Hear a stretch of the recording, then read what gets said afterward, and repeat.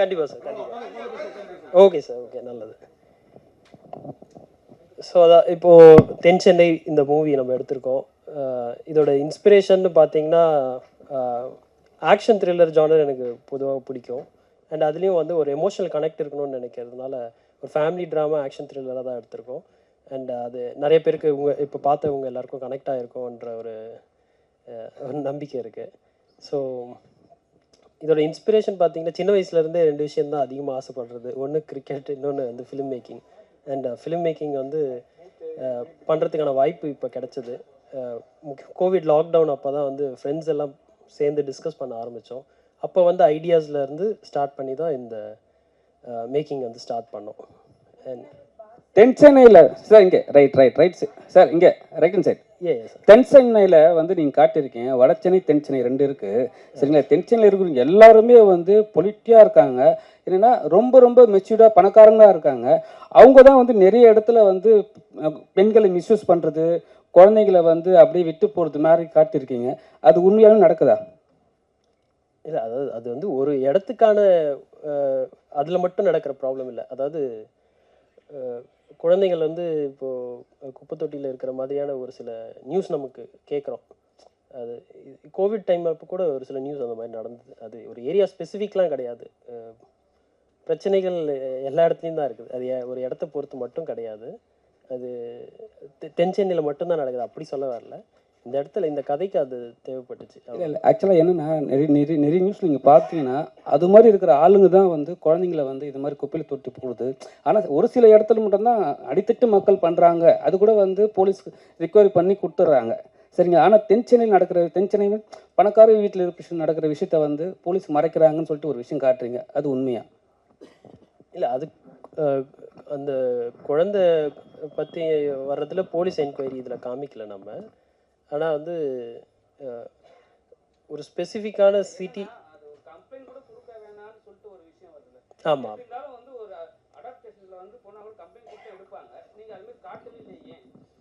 இல்லை அது கம்ப்ளைண்ட் போக வேணான்னு நினைக்கிறது, அந்த ஒரு பயந்து வாழற ஒரு சுச்சுவேஷனில் தான் அந்த ஃபீமேல் லீட் கேரக்டர் இருக்காங்க. எதுக்கு ஒரு கம்ப்ளைண்ட், நம்ம சமாளிச்சிக்கலாமா அப்படின்ற ஒரு இதில் தான் பார்க்குறாங்க. அது கைமீறி போகும்போது தான் குழந்தைங்க நல்ல காப்பத்தில் வந்து இது மாதிரி குழந்தைய விடும்போது கண்டிப்பாக வந்து கம்ப்ளைண்ட் கேட்பாங்க. இதான் ரீசனு சரிங்களா. டாக்டராக இருந்தால் அப்போ டேரெக்டாக போய் விட்டுடலாமா? ஏன்னா அதை நீங்கள் அனலைஸ் பண்ணலையா? பண்ண மாட்டீங்களா? பண்ணோம் சார், பண்ணோம். இப்போ இதில் அவங்க பர்சனல் ஃபேவராக கேட்குறதா தானே நம்ம சொல்லியிருக்கோம். இன்னொன்று அந்த மேனேஜர் வந்து சொல்கிறாங்க இல்லைங்களா, இந்த ஆசிரமத்துக்காக நீ எவ்வளோ பண்ணியிருக்க, அதுக்காக நான் உனக்கு ஒரு ஃபேவராக இதை பண்ணுறேன், பர்சனல் ஃபேவராக தான் பண்ணுறோம், அப்படி தான் சொல்கிறாங்க. பிரதர், நீங்களே வந்து பார்த்தீங்கன்னா இந்த படத்தில் ஃபர்ஸ்ட் டைம் பண்ணியிருக்கீங்க. அண்ட் டைரக்ட் பண்ணிவிட்டு அண்ட் மெயின் லீடும் பண்ணிட்டீங்க. ஏன் கண்டென்ட் வந்து டிஃப்ரெண்ட்டாக இருந்துச்சு? ஃபர்ஸ்ட் ஆஃப் ஆல் வாழ்த்துக்கள். ஏன் வந்து மற்ற ஆக்டர்ஸ் யாரும் அப்ரோச் பண்ணலையா, இல்லை நீங்களே நடிக்கணுன்றதுக்காக தான் இந்த படமே எடுத்திருக்கீங்களா? இல்லை அப்படி இல்லை. இன்னும் நம்மளை விட பெட்டராக எக்ஸிக்யூட் பண்ணக்கூடியவங்க இருக்காங்களா, அந்த மாதிரியான ஒரு ஆப்ஷன் யோசித்தோம். அண்ட் ஒரு சில ஆர்டிஸ்ட்டும் ரீச் பண்ண ட்ரை பண்ணோம். ஆனால் எனக்கு பர்சனலி ஃபிலிம் மேக்கிங் எக்ஸ்பீரியன்சஸ் இல்லை. அண்ட் அதனால் வந்து மேபி அவங்க அந்த ரீசனுக்காக எடுக்காமல் போனாங்க. நான் அது ப்ரூவ் பண்ணுறதுக்கு என்கிட்ட ஒரு கண்டென்ட் இல்லை. அது ஒருவேளை நான் எக்ஸ்போஸ் பண்ணியிருந்தா, இல்லை அதுவும் பெட்டர் மேக்கிங், இப்போ ஆல்ரெடி எனக்கு ஒரு எக்ஸ்பீரியன்ஸ் இருக்குது, அதை நான் வந்து காமிச்சு ஒரு விசிட்டிங் கார்டாக காமிச்சு கேட்டிருந்தா மேபி இன்னொரு பெட்டர் ஆக்டர்ஸ் கூட கிடச்சிட்ருப்பாங்க. ஆனால் அதுக்கான வாய்ப்பு கிடைக்கல. அந்த நேரத்துக்கு என்னோட மேக்கிங் இன்எக்ஸ்பீரியன்ஸ் தான் அது ஒன் ஆஃப் த ரீசனாக இருந்துச்சு. அப்ரோச் பண்ணோம். ஆனால் யாரெல்லாம் அப்ரோச் பண்ணீங்க தெரியல. இந்த இடத்துல அதை பற்றி பேசுறது கரெக்டாக இருக்குமான்னு எனக்கு தெரியல. அதனால இப்போ வேணாம். Thank you sir. நீங்கள் அவர் கேட்ட கேள்வியோட தொடர்ச்சி தான். நீங்கள் மற்ற எல்லார்ட்டையும் வேலை வாங்கியிருந்தது பிரமாதமாக இருந்தது. Okay sir. உங்கள் வேலை டைரக்ஷன், ப்ரொடக்ஷன் எல்லாம் இருந்ததுனால கொஞ்சம் இன்னும் பெட்டராக பண்ணியிருக்கலாமான்னு நீங்கள் படம் பார்த்துட்டு ஃபீல் பண்ணீங்களா? கண்டிப்பாக சார், கண்டிப்பாக. இப்போ இருக்கிற எக்ஸ்பீரியன்ஸ் வந்து நான் வேலையை ஸ்டார்ட் பண்ணும்போது இல்லைங்களா. அன்னைக்கு வந்து மிகப்பெரிய ஒரு டாஸ்காக இருந்தது, அந்த வேலையை ஸ்டார்ட் பண்ணணுன்றது தான் இருந்துச்சு. அதை என்னால் ஸ்டார்ட் பண்ண முடிஞ்சதே அது ஒரு பெரிய அச்சீவ்மெண்ட்டாக இருந்தது அந்த பாயிண்ட் ஆஃப் டைமில். இப்போது பார்க்கும்போது கண்டிப்பாக அது இன்னும் பெட்டராக பண்ணியிருக்கலாம், இன்னும் நிறைய லேர்ன் பண்ணியிருக்கலாமோ, இன்னும் நிறைய ப்ரிப்பரேஷன்ஸ் பண்ணியிருக்கலாமோ அப்படின்ற இது தோணுச்சு. கண்டிப்பாக அடுத்தடுத்த இடங்களில் இதை வந்து லேர்ன் பண்ணி பெட்டர் பண்ண ட்ரை பண்ணுறேன். படத்துக்கு பேர் தென் சென்னை. இங்கிலீஷில் படிக்கிறப்போ தென் சென்னை அப்படின்ற மாதிரி இருக்குல்ல. இது இப்படிலாம் இது வரைக்கும் சென்னையில் நடந்த மாதிரி தெரியல. இதுக்கப்புறம் அப்படி நடக்குங்கிறத யூகிச்சு தான் அப்படி படம் எடுத்திருக்கீங்களோ? இது ஒரு கற்பனை கதை தான், வேற ஒன்றும் இல்லை. தென் சென்னை இங்கிலீஷில் நீங்கள் அது பண்ணாலும் அப்படிதான். ஆனால் தென் சென்னை கான்ஸ்டியூன்சி இருக்கு இல்லைங்களா, அதுக்கும் இதே ஸ்பெல் தான் பண்ணியிருப்பாங்க. ஸோ இதை நம்ம எடுக்கிறது இல்லையா. ஸோ ஒன் மோர் விஷயம் என்னன்னா, லைக் தமிழ் ஆர்டிஸ்ட் நீங்கள் கொடுத்துருக்கீங்க. ஆக்சுவலாக என்னன்னா லீடு ஃபீமேல் பண்ணியிருக்கிற ரியா வந்து தமிழ் முழுக்க. ஸோ அந்த வகையிலையும் உங்களுக்கு வாழ்த்துக்கள். ஏன்னா மோஸ்ட்லி இப்போ வர ரீசன் படங்கள் நம்ம எல்லாருமே பார்க்குறோம், நார்த் சைட்லேருந்து தான் வந்து ஃபீமேல் லீடு எடுக்கிறாங்க. பட் தமிழ் சைட்லேருந்து எடுத்துருக்கும் போது பாராட்டக்கூடிய விஷயம். அண்ட் ஏன் அவங்களை சூஸ் பண்ணீங்க? பிகாஸ் மாடல்ன்ற ஒரு ரீசனுக்காகவா? இல்லை அப்படி ஃபர்ஸ்ட் அதான் இப்போ நம்ம சொல்லிட்டு இருக்கும்போது ஆர்டிஸ்ட் எல்லாமே நம்ம தேடணும், சூட்டபிள் ஆர்டிஸ்ட், அந்த ஒரு பாயிண்ட்டும் யோசிச்சுட்டே இருந்தோம். இவங்களோட தமிழ் உச்சரிப்பு பார்த்தோம், அது ஒரு பாயிண்ட்டு. இன்னொன்று இவங்களுக்கு வந்து ஃபோட்டோஜெனிக் ஃபேஸாக இருக்கிற மாதிரியான அந்த ஒரு இது பாயிண்ட் இருந்ததுனால தான் நம்ம மெயினாக யோசித்தோம். ஆடிஷன் ட்ரை பண்ணும்போது இப்போது எல்லாருமே ஒரே டைமில் தான் ஆடிஷன் பண்ணாங்க. Like Vatsan and Riya, Suma ma'am, இவங்க எல்லாமே ஆடிஷன் பண்ணிவிட்டு இன்ஃபேக்ட் ரிஹர்சல்ஸ் பண்ணோம். அண்ட் அது எல்லாமே வந்து ஒரு டீமாக அப்படியே ஃபார்ம் ஆக ஆரம்பிச்சது. ஸோ அதுலேருந்தே வந்து இட்ஸ் கெட் கோயிங். அந்த மாதிரி வில்லனை வந்து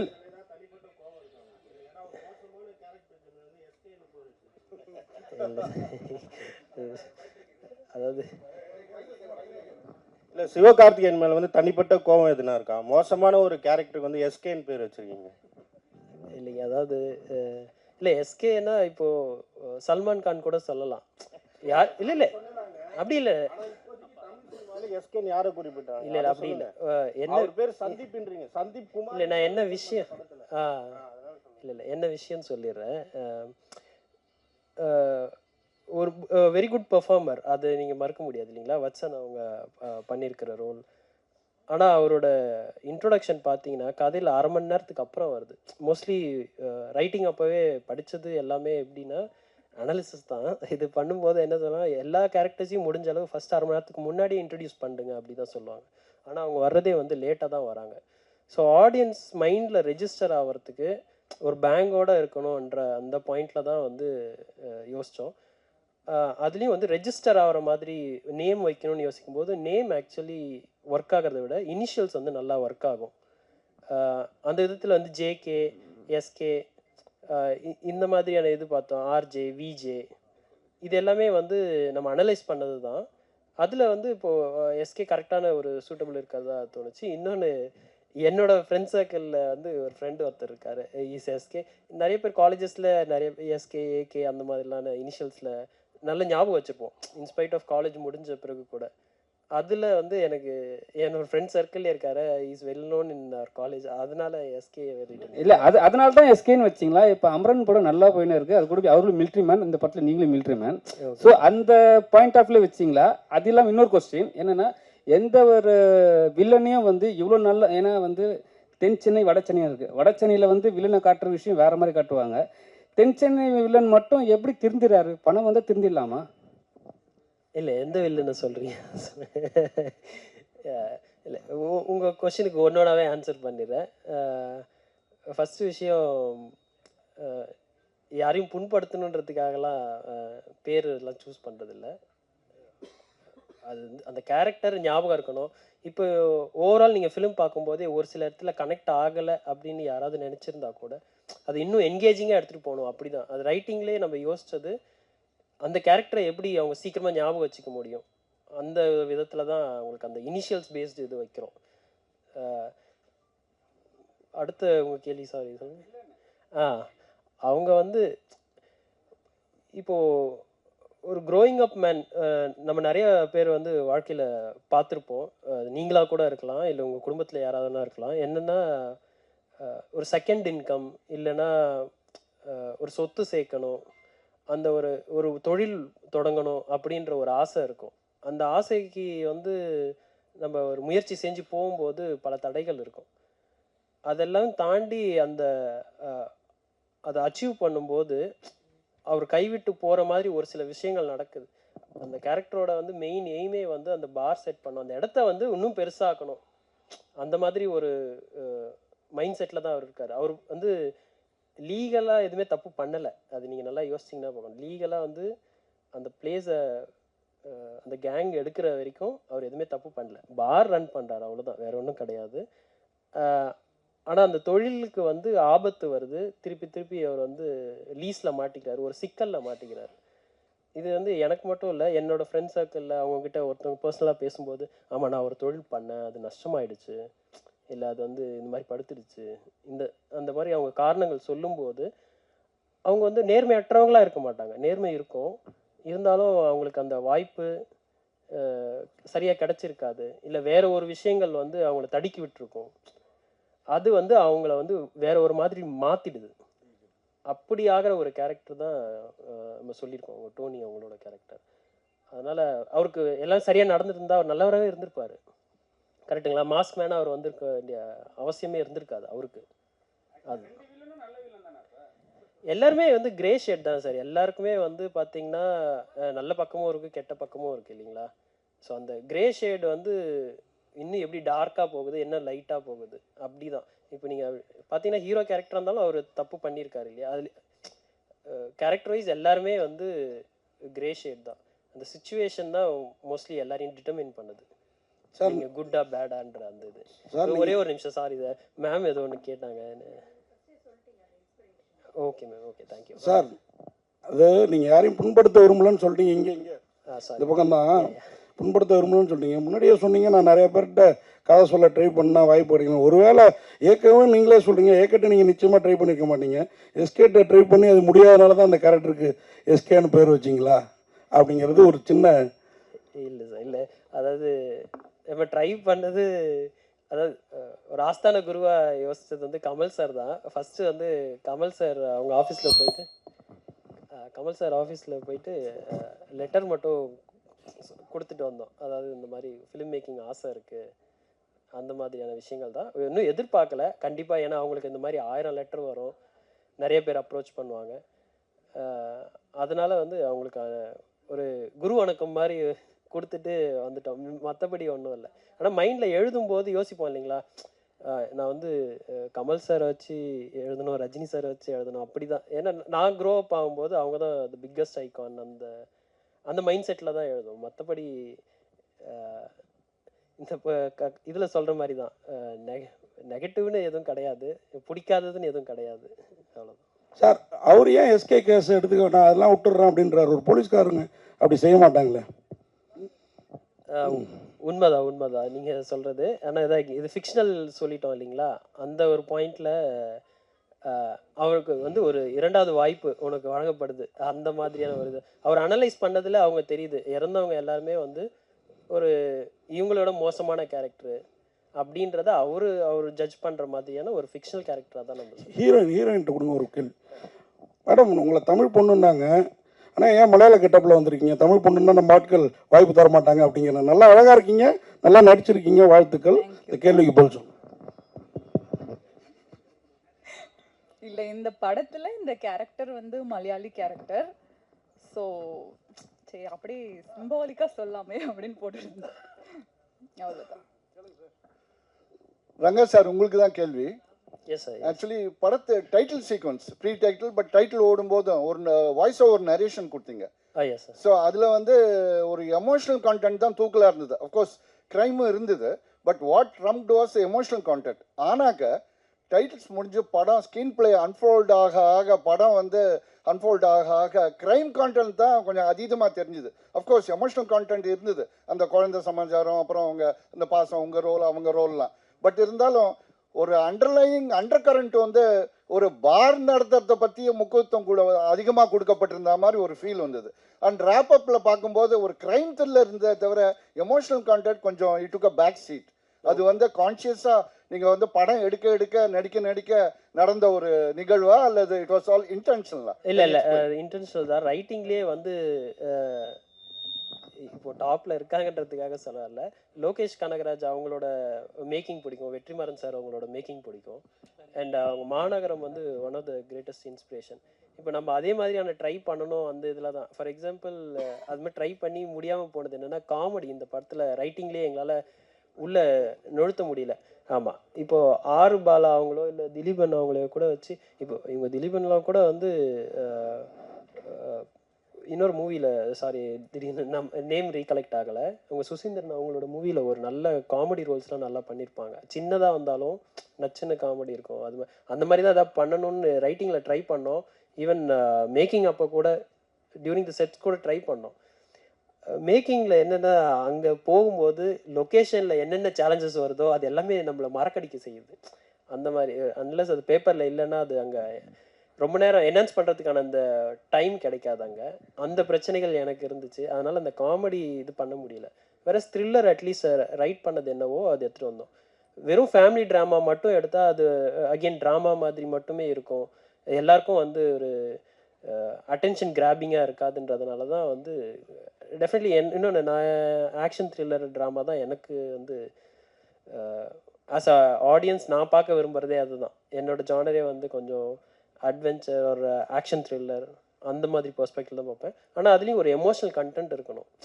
something it has to connect to us. அப்போ தான் வந்து அது லாங் ரன்லேயும் இருக்கும், நம்ம மைண்டில் இருக்கும். அப்படின்றது தான் என்னோட. இல்லைங்க சார் சார் இப்போது 50 தேட்டர்களுக்கு ட்ரை பண்ணிகிட்ருக்கோம். தேட்டர் லிஸ்ட்டு இன்றைக்கி மதியம் தான் வரும். அதுக்கான ஒர்க்கும் ஓடிட்டுருக்கு. ஆக்சுவலி அதான் டெலிவரி அண்ட் தேட்டர் லிஸ்ட்லாம் அதில் பார்க்க வேண்டிய வேலை இருக்குது. தேங்க்யூ. இல்லைங்க சார்கிட்ட விடுங்க. சார், நீங்கள் இப்போ பாதி அந்த ஜேனரில் வந்து அவங்க கூடலாம் படம் பண்ணியிருக்கீங்க.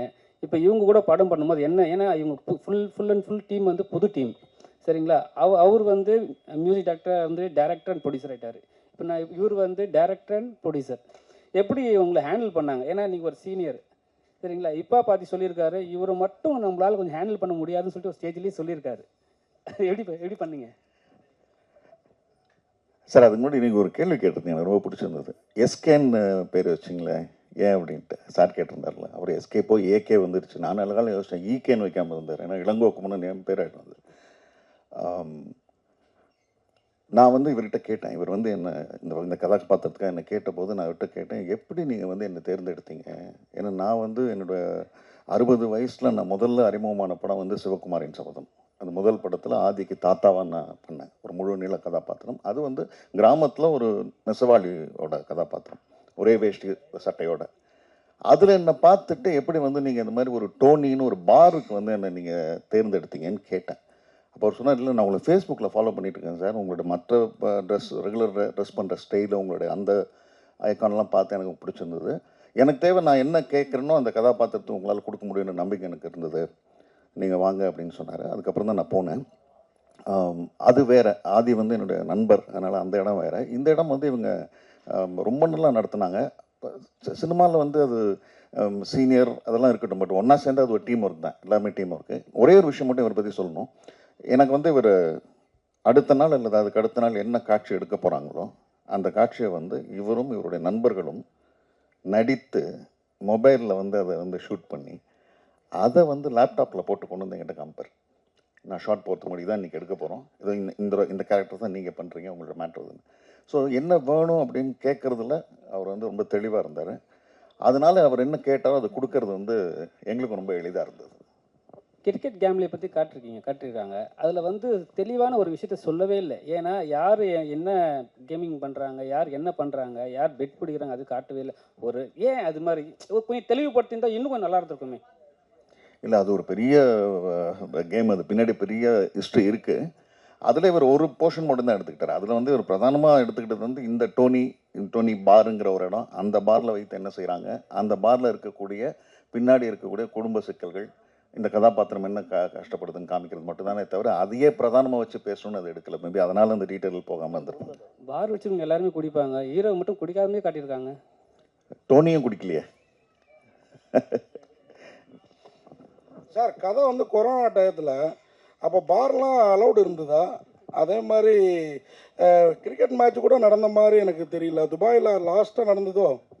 ஆமாம் சார், அதை தான் சொல்லியிருக்கோம். ஆக்சுவலி பார்த்தீங்கன்னா 2019 நீங்கள் அந்த டைம்லைன் நோட் பண்ணிங்கனாலே தெரியும். நம்ம ஃபர்ஸ்ட் கோவிட் லாக்டவுன் அதெல்லாம் சொல்கிறோம் இல்லைங்களா, அதுக்கப்புறம் அது நடக்காத மாதிரியும் ஸ்டாப் பண்ணிட்ட மாதிரியும் தான் சொல்கிறோம். அதனால தான் அந்த ஃபஸ்ட்டு பிளான் பண்ணுற அந்த மாஸ்க் டீம் இருக்காங்க இல்லைங்களா, அவங்க வந்து அப்செட் ஆகிறதுக்கு ரீசனே அதான். அந்த அந்த பசங்களும் வந்து ஒருத்தவங்களாம் வெளியில் வர்றதுக்கு காரணம் என்னென்னா, அந்த கையில் இருக்கிற காசு எல்லாமே வந்து தீர்ந்து போகிறதுனால தான் அவங்க வந்து செகண்ட் லாக்டவுன் வரைக்கும் காத்திருந்து அதுக்கப்புறம் வராங்க. அதுவும் வேறு வழி இல்லாமல் கையில் காசு இல்லாமல். அந்த மாதிரியான இது தான் நம்ம சொல்லியிருக்கோம். சார் அது மாதிரி இதில் நடித்த எல்லாருமே ரொம்ப பொறுக்கி எடுத்து பண்ண மாதிரி இருந்தது. அதுவும் இந்த இவர் இருக்கிறாரு, இவர் அந்த எஸ்கே கேரக்டர், அவர் போலீஸு சார், இளங்கோ சார் தெரியும் நமக்கு, வேற லெவலில் எல்லாருமே பண்ணியிருக்காங்க. இது கதை எழுதுறப்போ இவங்க தான் யோசிச்சிங்களா? இல்லைங்க, அப்படி இல்லை. அதான் கதை எழுதும்போது நாம் ஸ்க்ரீனில் பார்த்து யாரை வேணுமோ அவங்கள வச்சு தான் எழுதுவோம். அப்போ வந்து இவங்களை பற்றி எல்லாரையும் பற்றியுமே தெரியாது. அப்புறம் ஆர்டிஸ்ட் ஒன்று ஒன்றா நம்ம சூஸ் பண்ண சர்ச் பண்ணும்போது அதுக்கப்புறம் யாரை வச்சு பண்ணால் பெட்டராக இருக்கும், நம்மளோட அவைலபிலிட்டி என்ன, நம்மளால் எவ்வளோ ரீச் பண்ண முடியுது அப்படி பார்த்து தான் பண்ணோம். அப்படி பண்ண பல முயற்சிகளுக்கு அப்புறம் தான் வந்து இளங்கோ சார் ஆகட்டும், நிதின் மேத்தா சார் ஆகட்டும், இவங்க எல்லாருமே வந்து ரீச் பண்ணது கொஞ்சம் லேட்டு தான். ஆக்சுவலி நம்ம பல சர்ச்சுக்கு அப்புறம் தான் வந்து இவங்க எல்லாமே கிடைச்சாங்க. வச்சனும் அந்த மாதிரி தான். அவங்களோட ஒர்க்கை பார்த்து இந்த டைமில் வந்து நான் வாசு சாருக்கு வந்து தேங்க் பண்ண விரும்புகிறேன். அவங்க மூலிமா தான் வந்து டீமில் நிறைய பேர் வந்து ஆசைப்படானாங்க. அவங்க இது டர்மரிக் மீடியாவில் கூட ஈபியாக இருந்தாங்க. அவங்களுக்கு இந்த டைமில் நன்றி சொல்லிக்கிறேன். தேங்க்யூ. அந்த மேடம் கேரக்டர், ஹீரோயின் எல்லாமே நல்லா பொருத்தமாக பண்ணியிருக்கிறாங்க. அடுத்த படத்தில் நீங்களும் இன்னும் நல்லா பண்ணுவீங்கன்னு நினைக்கிறோம். கண்டிப்பாக சார், வாழ்த்துக்கள். கண்டிப்பாக, தேங்க்யூ. மியூசிக் டைரக்டர் பற்றி சொல்லுங்கள் சார். அதை பற்றி ஒன்றுமே இல்லையா? கேமராமேன் வந்திருக்கிறாரு. ஆமாம் சார், ஆமாம். இப்போ உங்கள் எடிட்டரும் வரல, அவங்களோட அவைலபிலிட்டி இங்கே இல்லை, அவங்க ஹைதராபாத் போயிட்டாங்க. அதே மாதிரி மியூசிக் டைரக்டர் அவங்களோட அவைலபிலிட்டி இல்லை. பட் அதர்வைஸ் அவங்களோட ஒர்க்லாம் பார்த்துருப்பீங்க, ரொம்ப நல்லா எக்ஸம்ப்ளரியாக பண்ணியிருப்பாங்க. அண்ட் சாங்குக்கு வந்து சிவா பத்மையன் அவங்க பண்ணியிருந்தாங்க. அவங்க வந்து இலங்கையில் இருந்து அவங்க சாங்க்கு ஒர்க் பண்ணாங்க. பேக்ரவுண்ட் மியூசிக் ஒர்க் பண்ணது ஜென் மார்ட்டின் அவங்க பண்ணாங்க. ரொம்ப நல்லா வந்திருக்கு, நீங்கள் கேட்டிருப்பீங்க. Thank you so much. Thank you so much, thank you. And Nitin சாருக்கு யாரோ கொஸ்டின்ஸ் இருந்தா கொஞ்சம் நீங்கள் சொல்ல முடியுமா தமிழில்? ஷோர். இல்லை அது அவங்களே கூட நீங்கள் சொல்லுங்கள். ஏன்னா அவர் வந்து சிவகார்த்திகேயன் கூட எல்லாம் நடிச்சிருக்காரு. ஆமாம் ஆமாம், சரிங்களா. இங்கிலீஷ் பாலிவுட்லாம் பண்ணியிருக்காரு. தமிழில் வந்து அவர் பண்ணும்போது சில விஷயம் வந்து அவரை வந்து ரொம்ப நல்லவராக தான் காட்டியிருக்கீங்க கடைசியாகவே அவரை. ஏன்னா அவர் நல்ல ஒரு ஆக்டர், நல்ல வில்லன். கையை விட்டுருந்தாலும் சரி, எது பண்ணாலும் அவ்வளோ ஆக்ஷன் இருந்தது. கடைசி அவரு நல்லவரை காட்டினீங்க. அவரை வந்து கொஞ்சம் ரெகுலராகவே காட்டி அமைச்சிருக்கலாமே. இல்லை அதான் யாராக இருந்தாலும் கல்லுக்குள் ஈரம் இருக்குன்றத கடைசி வரைக்கும். லாஸ்ட் தான் கல்லுக்குள் ஈரம் வருமா? அதுக்கு முன்னாடி வராதா? இல்லை, கல்லுக்கு உள்ளே தானே ஈரம். அதாவது அந்த கோர் டச் பண்ண உள்ளே வந்து இருக்கு. அவர் உள்ளே வந்து அவர் நல்ல மனுஷன்தான். யா he just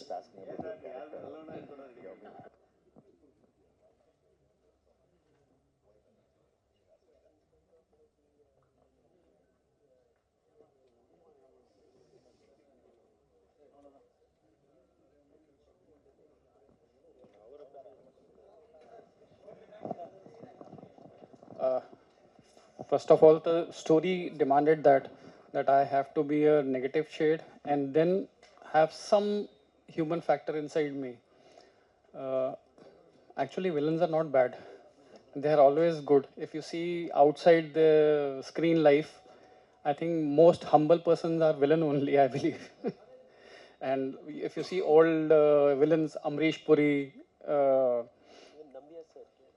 even in Tamil industry also, Nambiar sir is there. And if you see anybody who's doing grey shades, they're always good at heart. I don't know this, but people give a tag that I like most of the movies which I have done in Telugu, I have been doing antagonist only. Sab mein villain hi kiya hai, I have done villains only. But yes, I am open to everything. I can give a grey shade also, and I can be a positive thing also.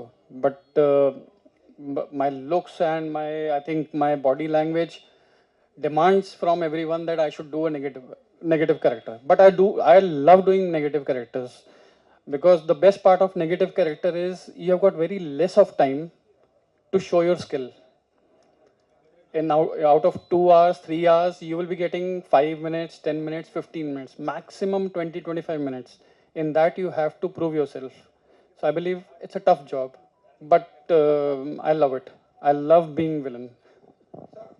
Other language தெலுங்குல நிறைய film பண்ணியிருக்கீங்க. இந்த படத்தில் ஒரு new director, new team கூட பண்ணது உங்களுக்கு experience எப்படி இருந்தது? படமும் கொஞ்சம் நல்லா இருக்குது, உங்கள் character extraordinary.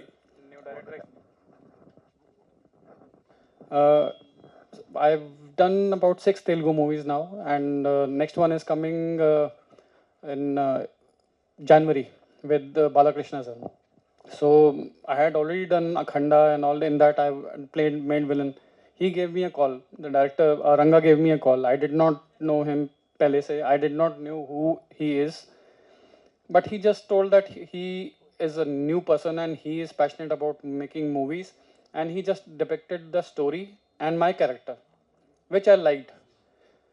And as for the actor, what does he want? He does not want whether it should be a very old director or a new director. If the story is good and you are happy with what you are doing, I think new or old doesn't matter. It is always you are always open to all good characters. I believe good story is good character, that matters. So and you have seen it, and before this also I had seen the clips what he had made, and for the first time what he's directed, he's doing producer also, he's doing the hero also. Tremendous job. And on the sets I would say that he was the sweetest person, because he never let anybody be very disgruntled about anything. All your demands were met. He very, very sweet person. Whatever the story demanded, and he was very, very clear about it, what he wanted. It is not that I have worked in 6-7 movies and I cannot throw my weight on him. He is very, very clear about his vision, that this is what is supposed to be done. And I believe that should be the thing, because he is the captain of the ship. He is seeing the broader picture. I will be looking at my character only. Okay, how to make my character strong. But his vision is to make all the characters strong and come out as a good team together.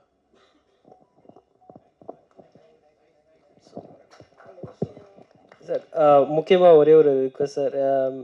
அதான் இப்போது நிறைய பேர் சொன்ன மாதிரி இங்கே scope for improvement இருக்குது. அதை learn பண்ணி அடுத்து பெட்டராக பண்ணுன்ற ஒரு மைண்ட் செட்டில் தான் இருக்கோம். நான் மட்டும் இல்லை, டீமில் எல்லாருமே வந்து அது மாதிரி தான். ஒரு கன்ஸ்ட்ரக்டிவ் ஃபீட்பேக் அதுக்காக தான் வந்து அதுலேருந்து ஒரு கண்டினியூஸ் லேர்னிங் அந்த பாயிண்டில் தான் இருக்கோம். ஸோ உங்களோட நல்ல ஒரு ஃபீட்பேக்ஸ் கொடுங்க, அதுலேருந்து நாங்கள் கற்றுக்க ஆவலாக இருக்கோம்.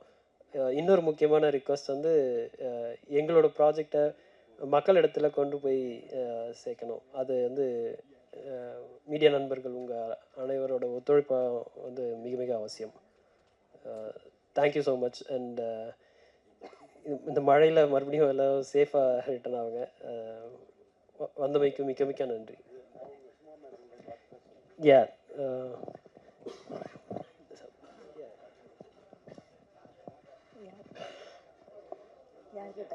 ஹலோ, சொல்லுங்க.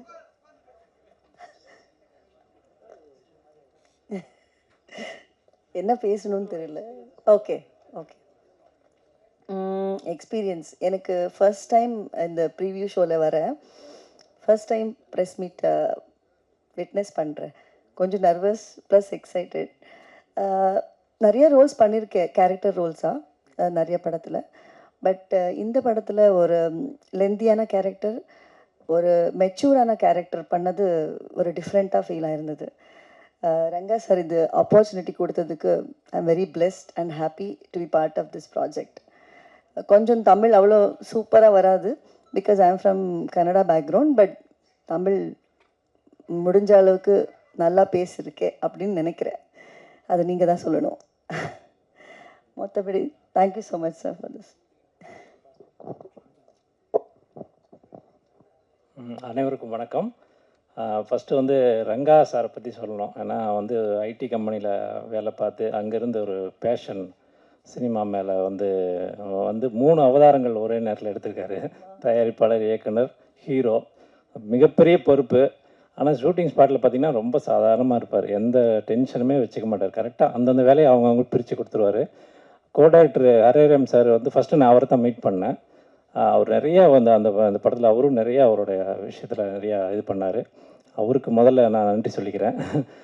அப்புறம் மேனேஜர் தண்டபாணி சாருக்கு நன்றி சொல்லணும் நான். ஏன்னா அவர் தான் என்னை கொண்டு வந்து இங்கே ஜாயின் பண்ணார் இந்த டீமில். அவருக்கு என்னோட நன்றி. ரொம்ப நல்ல எக்ஸ்பீரியன்ஸ். நான் நிறையா புது இயக்குநர்கள் படங்கள் நடிச்சிருக்கேன். இவரும் வந்து ரங்காவும் வந்து ரொம்ப கேஷுவலாக இது பண்ணார். அதான் சார் சொன்ன மாதிரி அவருக்கு என்ன வேணுமோ அதை கரெக்டாக அவர் கேட்டு வாங்கினார். அதான் அவரோட ப்ளஸ்ஸு. படம் நல்லா வந்திருக்கு, எல்லோரும் சப்போர்ட் பண்ணுங்கள். நாளைக்கு ரிலீஸு, மக்களும் வந்து நிச்சயமாக படத்துக்கு ஆதரவு அளிக்கணும்னு வேண்டிக்கிறேன். நன்றி. எல்லாருக்கும் வணக்கம். முதல்ல எல்லாருக்கும் நன்றி வந்ததுக்கு. இந்த மழையிலையும் எல்லோரும் வந்திருக்கீங்க. ஏன்னா சினிமாவில் சப்போர்ட்டும் அன்பும் இல்லைன்னா எல்லாருமே வளர்கிறது ரொம்ப கஷ்டம். அது இதுலேயே தெரியுது. ரொம்ப நன்றி. அண்ட் ரொம்ப சந்தோஷம் இந்த படம் பண்ணதில். முக்கியமாக வாசு சாருக்கு நன்றி சொல்லணும். அவர் தான் ரங்கா கூட கனெக்ட் பண்ணார். அண்டு ரொம்ப நல்லா இருந்துச்சு இந்த எக்ஸ்பீரியன்ஸ். ரங்கா வந்து இந்த படம் எடுக்கிறதுக்கு முன்னாடியே வந்து ஒரு செட் ஆஃப் டீம் ஒரு சில சீன்ஸ் மட்டும் கூப்பிட்டு நான் ஷூட் பண்ணி பார்க்கணுன்னு சொன்னார். எனக்கு அதில் தான் ரொம்ப சந்தோஷமாக இருந்துச்சு. ஏன்னா நான் வந்து நாடக பேக்ரவுண்ட்லேருந்து வரேன். ஸோ நான் 16 வருஷமாக ஸ்டேஜ் ப்ளேஸ் பண்ணிகிட்ருக்கேன். ரிஹர்சல்னாலே ரிஹர்சல் பண்ணிவிட்டு ஒன்று பண்ண போகிறோன்னா ஒரு சந்தோஷத்தை மீறி ஒரு தைரியமும் இருக்கும். என்ன பண்ணுறோன்றது தெரிஞ்சு பண்ணுறோம் அப்படின்ற ஒரு நம்பிக்கை இருக்கும். ஸோ எப்போ ரங்கா வந்து நான் ஒரு வாட்டி பண்ணி பார்த்துட்டு எப்படி இருக்குன்னு செக் பண்ணிக்கிறேன், அதுக்கப்புறம் படம் எடுக்கலான்னு சொல்லும் போதே எனக்கு அங்கேயே சந்தோஷமாயிடுச்சு. ஸோ அதுலேருந்து ஃபுல்லாக படம் ட்ராவல் பண்ணது எல்லாமே எக்ஸ்பீரியன்ஸ் ரொம்ப கம்ஃபர்டபுளாக இருந்துச்சு.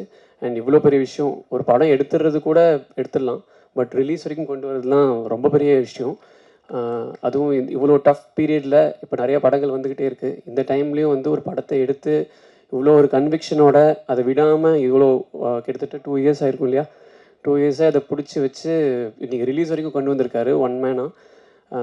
அவரோட டீமுக்கும் அவருக்கும் எங்கள் எல்லாருக்கும் சேர்த்து லைக் ரொம்ப சந்தோஷமாக இருக்குது. அண்ட் எங்களுக்கும் all the best. Thank you so much. எல்லாருக்கும் வணக்கம். ஸோ இந்த படம் எனக்கு ரொம்ப ஸ்பெஷல். பிகாஸ் எனக்கு இந்த கேரக்டர் ரொம்ப பிடிக்கும். எல்லாருக்குமே ஃபர்ஸ்ட் மூவினா ரொம்ப ஸ்பெஷலாக இருக்கும். ஸோ அந்த மாதிரி எனக்குமே இது ரொம்ப ஸ்பெஷலான மூவி. ஸோ தென் டைரக்டர் பற்றி சொல்லணுன்னா ரொம்ப சப்போர்ட் பண்ணார். ரொம்ப பொறுமையாக இருப்பார். ஐ மீன் டேக்ஸ் வாங்கினா கூட பொறுமையாக பண்ணுங்க, ஒன்றும் பிரச்சனை இல்லை சொல்லுவார். ஸோ அதனால தான் காமாக ஒர்க் பண்ண முடிஞ்சது அங்கே எல்லாராலையுமே.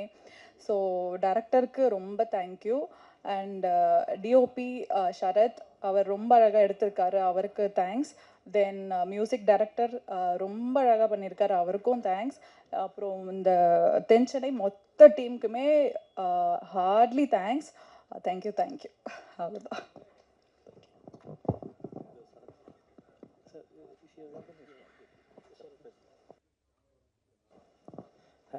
எல்லாருக்கும் வணக்கம்.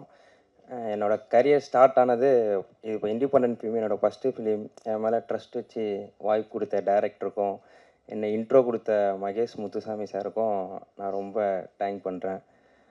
என்னோடய டீம் இருக்குல்ல, என் டீம் சப்போர்ட் இல்லைனா கண்டிப்பாக இந்த படம் எடுத்துருக்க முடியுன்ற நம்பிக்கை எனக்கு இல்லை. என் டீம் அருணா இருக்கட்டும், அஸ்வந்த், விஷ்ணு, விக்னேஸ்வரி, நவீன் ப்ரோ, இவங்க எல்லாருமே எனக்கு அவ்வளோ சப்போர்ட்டிவாக இருந்தாங்க.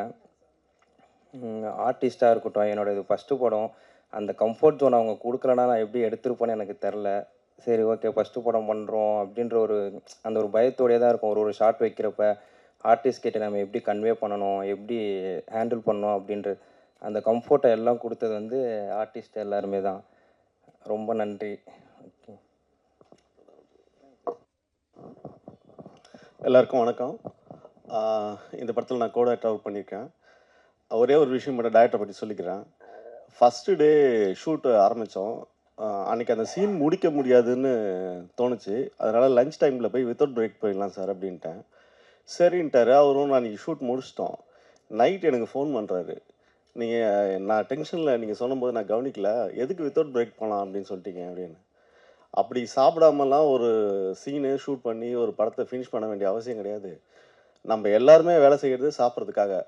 ஸோ அதனால் எந்த காரணத்துக்கு கொண்டு இந்த பிரேக் மட்டும் வித்தவுட் பிரேக் இனிமேல் சொல்லாதீங்க, நான் இருந்த டென்ஷனில் அதை கவனிக்கல சாரி அப்படின்னாரு. சரி சார், நான் இங்கே எல்லாருக்கும் மனிதாபிமானம் ரொம்ப முக்கியம், யார் சாப்பிட்டா யார் சாப்பிட்லனா அப்படின்றத எண்ணம்லாம் இல்லாமல் இருக்கணும், எல்லாருக்கும் எல்லாம் தேவை அப்படின்றது ரொம்ப ஸ்ட்ராங்காக இருந்தார். அந்த விஷயத்துலேருந்து தான் அந்த படத்துலேயும் மனிதாபிமானத்தை பற்றி பேசியிருந்தார். ஸோ அந்தளவுக்கு ஹியூமர் சென்ஸில் ஒரு மனிதத்தை கவனமாக இருக்கிற ஒரு இயக்குனர் அவர். எல்லாருடைய மனிதனும் கஷ்டப்படக்கூடாது, ரொம்ப கவனமாக இருக்கணும், எல்லோரும் கேர்ஃபுல்லாக இருக்கணும், ஷூட்டிங் ஸ்பாட்டில் எல்லாருமே ஜாகிரதையாக இருக்கணுன்றதில் ரொம்ப கவனமாக இருந்தார். அந்த சென்ஸில் தான் எல்லா நாளுமே ஷூட் பண்ணிச்சு.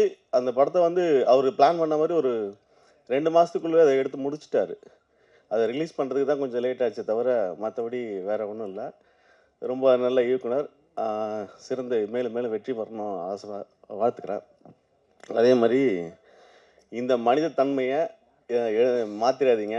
ஏன்னா இங்கே நிறைய இயக்குனர்கள் வந்து இயக்குனர் ஆனதுக்கப்புறம் அவங்களுடைய கேரக்டர் மாறிடும். அந்த மாதிரி மாறாதீங்க. நல்லா இருங்க. வாழ்த்துக்கள். தேங்க்யூ.